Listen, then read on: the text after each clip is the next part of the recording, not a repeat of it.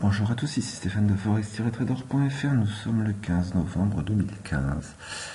Bon j'ai pas trop la tête à faire des analyses Forex après ce qui s'est passé vendredi, mais d'un autre côté, une des meilleures réponses à apporter à ce genre de problème et ce genre d'action, c'est de continuer à vivre. Donc on va quand même en faire une avec l'euro USD. Je vous rappelle que les investissements sur le Forex sont des investissements risqués, que vous ne devez investir que de l'argent qui peut vous permettre de perdre, que ce que je vais dire maintenant reflète mes vues sur le marché, c'est pas un conseil pour investir, en particulier je décline toute responsabilité en cas de perte financière liée à l'utilisation du contenu de la présente vidéo.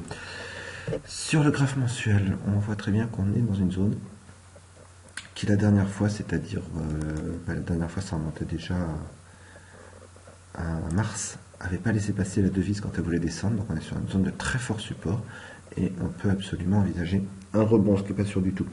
Tout le monde s'attend à ce que lorsqu'on va avoir les cours de la Fed, le taux d'intérêt de la Fed qu'il remonte, parce que les chiffres de l'emploi ont été excellents la dernière fois, et donc à ce moment-là, l'euro va sûrement baisser. Mais en attendant, il est probable qu'au contraire, il va monter, parce que beaucoup de gens vont se positionner en ouvrant des positions, notamment les market makers, pour pouvoir vendre aussi ensuite au meilleur taux. Donc je pense qu'il va y avoir un peu de consolidation, mais on va vérifier ça. Sur la semaine, on est sur un tout petit chandelier en haut, tout petit chandelier haussier, presque une étoile du matin. On voit très nettement qu'on a un 0,825 ici. Une résistance, et si elle casse, là on peut envisager qu'on remonte plus sérieusement pour aller chercher peut-être même un 11,5 voire plus, d'accord.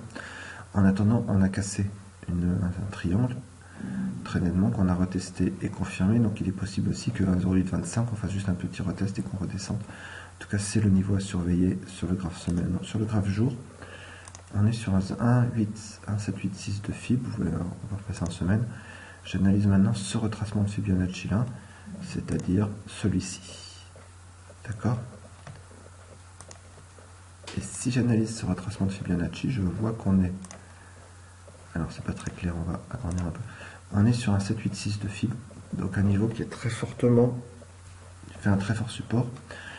On voit qu'on avait notre ligne vers un 8,25 qui est ici, qui pour l'instant donc fait résistance. Donc très clairement, entre 1,073, alors peut-être 1,07 même, puisqu'on a vu qu'on a très légèrement franchi 1,07 et qu'on ne s'est pas arrêté.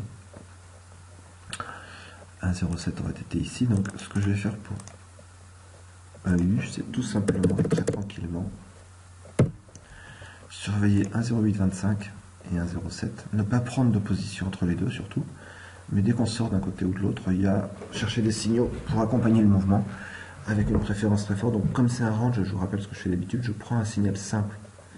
Si on rejette un des bords du range, donc ici pour redescendre ou ici pour remonter, et par contre pour un signal confirmé, j'attendrai plutôt un retour et une confirmation. C'est ce que je vais vous montrer aujourd'hui sur l'euro-dollar. Je vous souhaite une très bonne semaine de trading et on se dit à très bientôt pour une nouvelle analyse sur forex-trader.fr. Au revoir.